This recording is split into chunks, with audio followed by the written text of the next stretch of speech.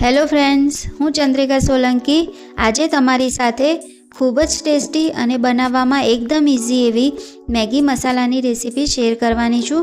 તો ચાલો friends recipe જોઈ લઈએ। ફ્રેન્ડ્સ, મેં ગેસ ચાલુ કરીને કઢાઈ ગરમ કરવા મૂકી દીધી છે અને તેમાં હવે આપણે તેલ નાખી દઈશું। તેલ ગરમ થઈ જાય એટલે તેમાં ઝીણી સમારેલી ડુંગળી નાખી બરાબર હલાવી મિક્સ કરી લઈશું। હવે તેમાં લીલા વટાણા નાખી દઈશું। જો ફ્રેન્ડ્સ તમારી સાથે લીલા વટાણા ના હોય પાસે તો તમે તેને સ્કીપ કરી શકો છો, પણ લીલા વટાણાથી મેગી ખૂબ જ સરસ લાગે છે। હવે આપણે તેમાં ઝીણા સમારેલા ટામેટાં નાખી દઈશું। મેં ટામેટાની છાલ કાઢીને ત્યારબાદ સમાર્યા છે। હવે લીલા મરચાં નાખી બરાબર હલાવી મિક્સ કરી લઈશું।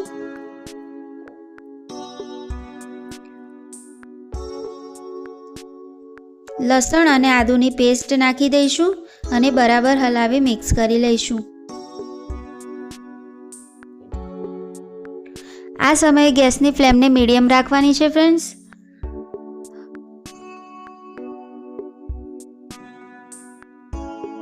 હવે તેમાં ટેસ્ટ અનુસાર મીઠું,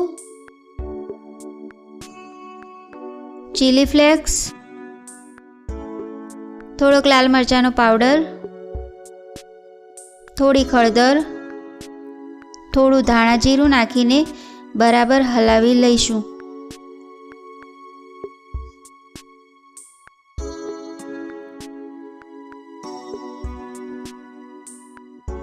હવે આપણે તેમાં 2 ગ્લાસ પાણી નાખી દઈશું ફ્રેન્ડ્સ।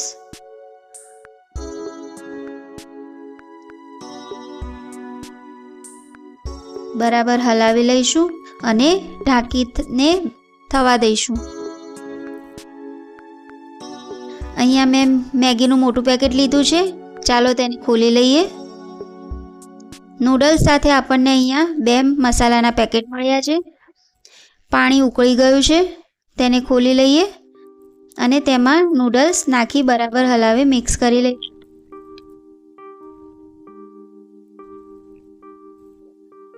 હવે આપણે એમાં મેગી મસાલો નાખી દઈશું,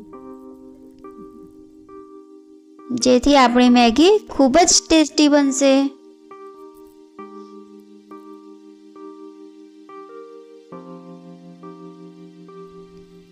બરાબર હલાવી મિક્સ કરી લઈશું અને 2 મિનિટ માટે ઢાંકણથી ઢાંકી દઈશું।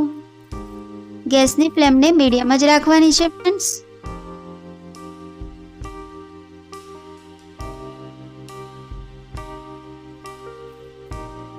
બે મિનિટ થઈ ગઈ છે, ઢાંકણ ખોલી લઈએ। ખૂબ જ સરસ સુગંધ આવી રહી છે અને તમે જોઈ શકો છો ફ્રેન્ડ્સ, એક પણ નૂડલ્સ એકબીજા સાથે ચોંટ્યું નથી, બધા જ છૂટા છૂટા છે।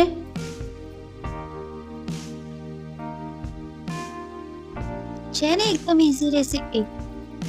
તો ફ્રેન્ડ્સ, હવે આપણે લીલી કોથમીર નાખી દઈશું અને બરાબર હલાવી મિક્સ કરી લઈશું। ખાવા માટે તૈયાર આપણા નૂડલ્સ। તો આપણે તેને એક બાઉલમાં સર્વ કરી લઈએ।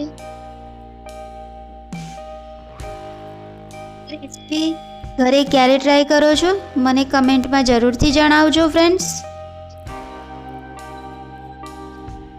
આવી ગયું ને મોંમાં પાણી, તો ચાલો ફટાફટ બનાવો ઘરે।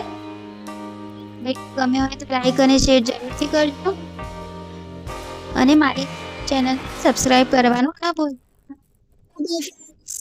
Thanks for watching my video.